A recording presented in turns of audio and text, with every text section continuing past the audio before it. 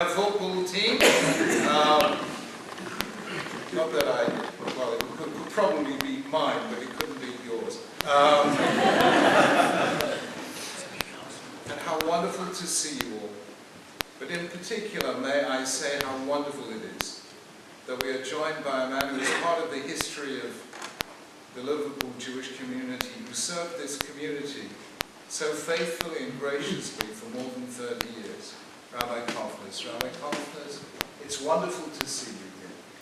I want to thank you on behalf of all of us for great blessings you bestowed on this community and far beyond this community to the whole of Anglican Jewry.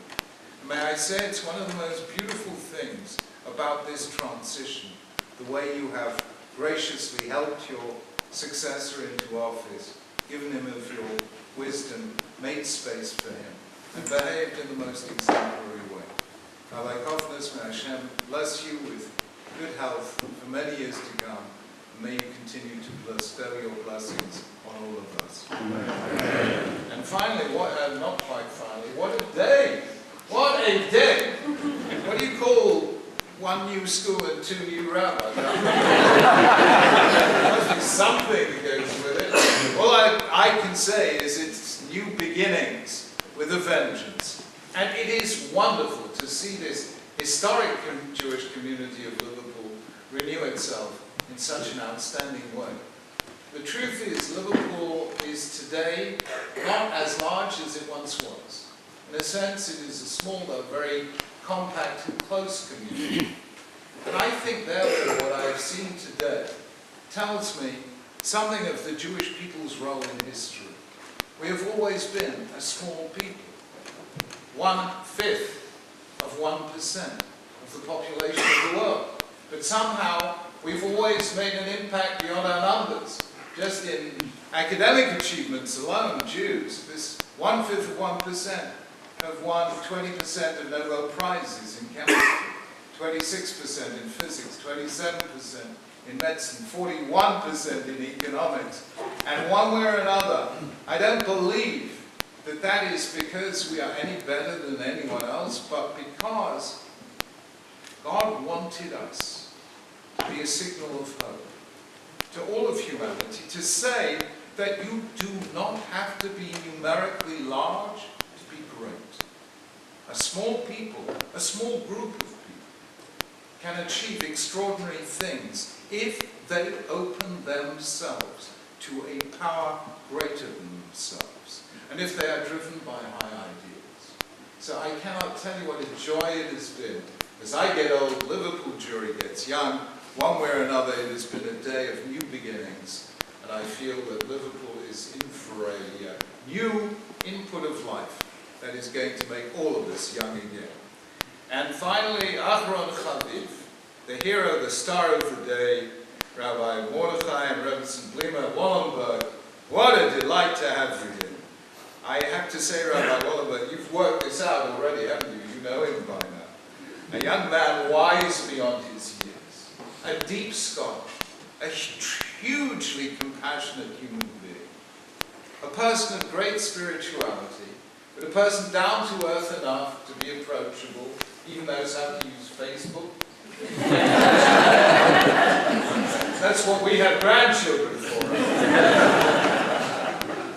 And Rebbe Tzimplema, his full partner in every sense of the word.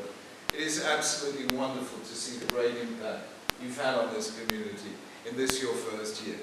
I think I've really been struck by three things. Number one, the harmony that exists between the shuls here in Liverpool, which doesn't always happen. I don't know if you remember the famous story about Jacob, alone at night, and he has a dream. He's in the middle of nowhere, he takes some stones, lies down, has a dream of angels ascending and descending the ladder, and wakes up in the morning and says, this must be the house of God. This must be a shul, a synagogue. How did Jacob know that was a synagogue? The rabbi said that when Jacob lay down to sleep, the stones started arguing. We want Jacob to rest his head on me. He woke up and said, if even the stones are arguing, this must be a synagogue.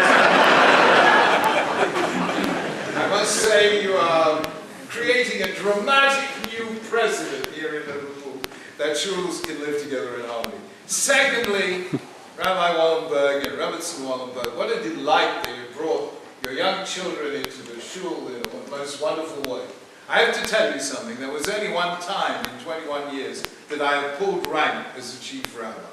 You know, we pray in a synagogue in the north of London, which is well known for its decorum. It was, shall we call it, not entirely child-friendly. So when I went there, I started giving sweets to the children.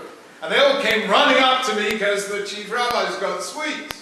And all the very worthy and wonderful ex-presidents of the Board of Deputies in the United Synagogue, tut tut, decorum. And I was able to say, but I'm the chief rabbi. I got up in the pulpit and I said, and I believe this, that when I get, maybe not quite yet, to heaven, I will claim admission, not on the grounds that I was chief rabbi, but on the grounds that I gave sweets to the children. May this always be a child-friendly synagogue. And finally, the wonderful, wonderful hospitality that you and your rabbis offer. That is the message of the story we read yesterday of Abraham and Sarah giving hospitality to the retreat leaders. Greater is hospitality, said the sages, than even receiving the face of the divine presence. To be hospitable, to welcome people into your home, is just wonderful. What, therefore, is the blessing I give you? Very simple. This coming week, we're going to read the story of Chayei Sarah. And I find, since I'm just on the brink of retirement, this a very encouraging passage. Why? Because in it, we see Abraham, at the beginning of the Seder, 137 years old. And most people, when they reach the age of 137, think of taking things a little more slowly. Not so Abraham. Abraham does three momentous things. First of all, he buys the first Jewish plot of land in the land of Israel as a grave for his beloved and now lost wife Sarah, who has just died. He buys the cave of Machpelah in Hebron. Secondly, concerned with the question that I asked at the beginning of my chief rabbinate, will we have Jewish grandchildren? Wants to make sure his son Isaac is married and finds a wife for him. And then, to our amazement, he marries again a woman called Keturah and has children by her. And why does the Torah tell us these three things? And I think they contain a great message for a new rabbi. Number one, the first thing Abraham does is he honors the past.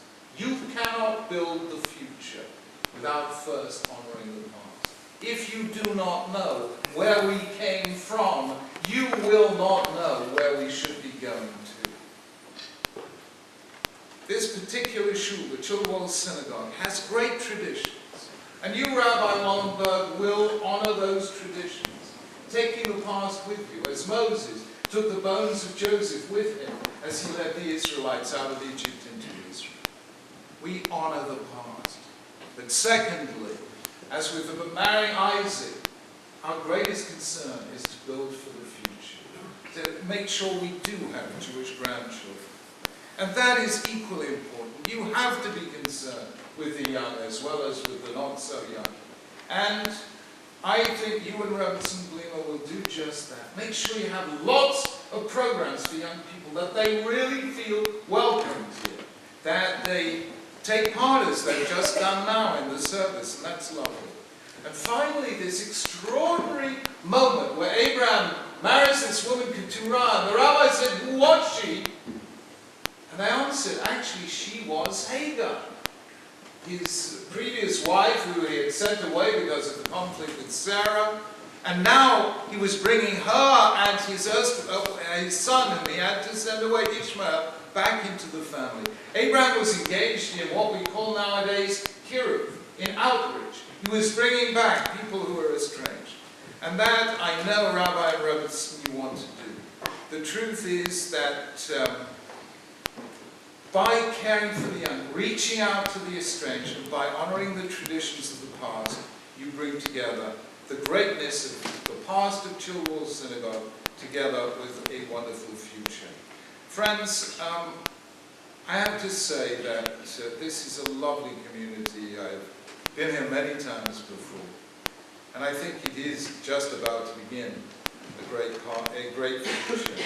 But I also want to say that you have to help the Rabbi and Rebbetzin. You know, if you bring out the best in them, they can bring out the best in you. I know you love them dearly. Never do less than love them dearly. I used to have one person in the congregation who always had the ability, with a great smile on his face and with the greatest delicacy, tell me what I needed to know to do my job slightly better. So usually now, telling the rabbi that maybe he can learn a few new jokes. I haven't learned any new jokes for years. Don't worry about it, Rabbi Wollenberg. The old ones are the good ones. Anyway, the truth is, it seems to me that if you continue this wise and wonderful relationship with this great young couple, you will find that he lifts you and you lift him. He will inspire you and you will inspire him. And together, you and Rabbi and Rabbi Mordechai Wollenberg, you will write one of the greatest chapters